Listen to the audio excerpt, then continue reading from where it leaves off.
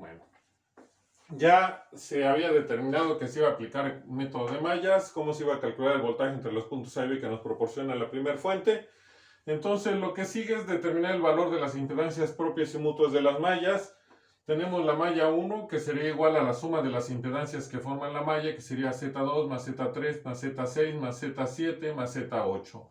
Después hay que ubicar si entre los elementos que forman la malla hay acoplamientos. Si tenemos un acoplamiento, entonces más dos veces recorremos las corrientes de los elementos de las impedancias 2 y 3 con la corriente de la malla. Corriente de la malla con la corriente asignada a la impedancia 2 van en la misma dirección, y corriente de la malla 1 con la corriente asignada a la impedancia 3 van en dirección contraria. Entonces es menos Z, la impedancia mutua 2, 3, y cerramos paréntesis. Haciendo operaciones al sustituir datos tenemos que es 42 menos I, y son ohms. La impedancia propia de la malla 2, entonces primero ubicamos a la malla 2, vemos cuántos elementos la forman, pasivos, y hacemos la suma, que daría Z1 más Z2 más Z3. Después identificamos si entre esos elementos hay acoplamientos. En este caso hay 3, y entonces sería más dos veces, abrimos paréntesis. Primero vamos a analizar el 1, 2. Recorremos la corriente con la corriente de la malla 2 a los dos elementos que forman la impedancia mutua 1, 2. Entonces corriente de la malla 2 con respecto a la corriente asignada al elemento, a la impedancia 1, van en sentidos contrarios, menos corriente de la malla 2 con respecto a la corriente asignada a la impedancia 2 va en sentido contrario, también es menos. Menos por menos nos da más la impedancia mutua 1, 2. La 1, 3, entonces analizamos si sería corriente de la malla 2 con respecto a la corriente asignada a la impedancia 1 en sentido contrario, y corriente de la malla 2 con respecto a la corriente asignada a la impedancia 3 van en la misma dirección, sería menos por más, nos daría menos la impedancia mutua 1, 3. Y por último, la 2, 3, entonces corriente de la malla con respecto a la corriente asignada a la impedancia 3 van en la misma dirección, es positiva. Corriente de la malla con respecto a la corriente asignada a la impedancia 2 van en dirección contraria, es negativa. Más por menos daría menos la impedancia mutua 2, 3. Como ya no hay más, cerramos paréntesis, sustituimos datos, realizamos operaciones y nos queda 15 ohms, la impedancia propia de la malla 2, 2. Y ahora hay que calcular la impedancia mutua entre la malla 1 y la malla 2. Lo primero es identificar a los elementos o al elemento que quedó entre las dos mallas, en medio de las dos mallas, o pertenecen a la malla 1 y a la malla 2. En este caso sería la impedancia 2 y la impedancia 3. Recorremos esos dos elementos con las corrientes de la malla 1 y 2. La corriente de la malla 1 va hacia la derecha en los dos elementos, y la corriente de la malla 2 va hacia la izquierda en los dos elementos. Por lo tanto, tanto la impedancia 1 como la impedancia 2 las vamos a considerar negativas, y va a ser menos la impedancia 2 menos la impedancia 3. Después hay que ubicar o identificar si entre esos dos elementos que quedaron en medio de las mallas hay acoplamientos. En este caso sí lo hay. Entonces escribimos más dos veces, abrimos paréntesis, y hay que analizar cómo es la impedancia mutua 2, 3 con respecto a la malla 1 y la malla 2. Recorremos con la corriente de la malla 1 a cualquiera de las dos impedancias, a la 2 o a la 3, y con la corriente de la malla 2 a cualquiera de las dos, que sería la 2, 3. En este caso, la corriente de la malla 1 vamos a hacer que recorra a la impedancia 2, entonces la corriente asignada a la malla 2 con respecto a la corriente de la malla 1 lleva en la misma dirección. La corriente de la malla 2 va a recorrer a la impedancia 3, entonces la corriente de la malla 2 con respecto a la corriente asignada a la impedancia 3 van en la misma dirección, es positivo. Más por más nos da más, y va a ser la impedancia mutua 2, 3, y cerramos paréntesis porque ya no hay más.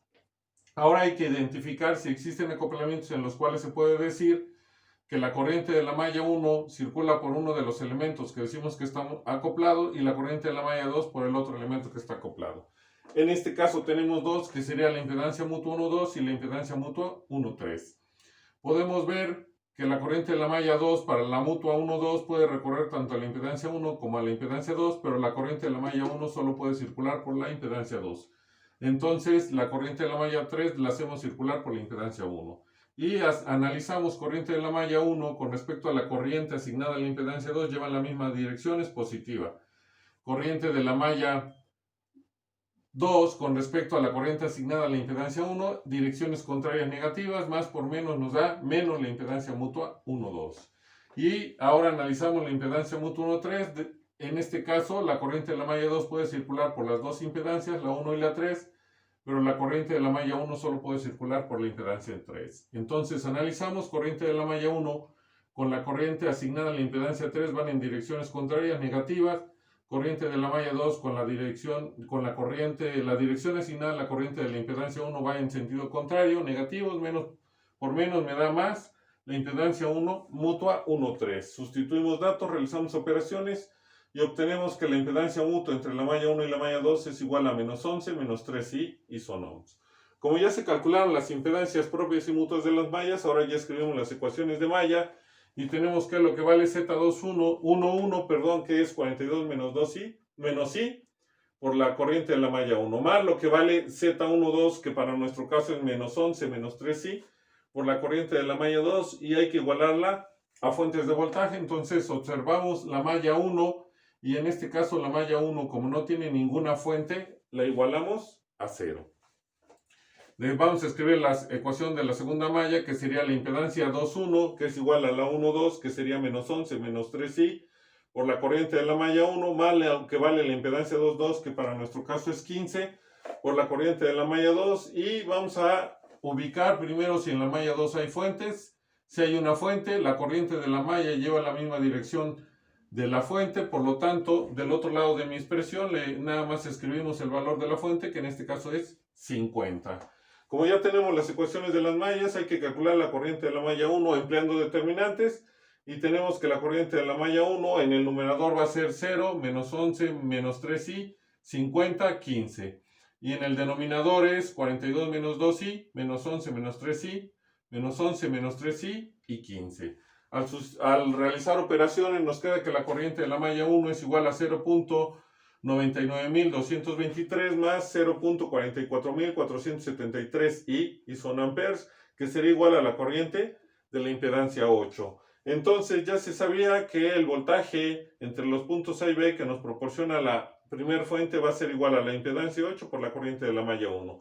Recuerden que la impedancia 8 vale 20. Al multiplicarlo por la corriente de la malla 1, tenemos que eso nos va a dar como resultado 19.8446 más 8.8946 y esto en este caso ya son volts.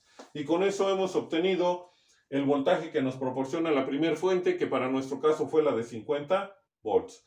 Detalle: al momento que estamos trabajando con las fuentes de voltaje se pudo ver que al cambiar por un circuito abierto a la fuente de corriente, en lugar de tener 3 mallas, nos quedan 2 mallas. Entonces, como es más fácil trabajar con 2 mallas que con 3 mallas, primero vamos a analizar con las fuentes de voltaje y hasta el final con la fuente de corriente.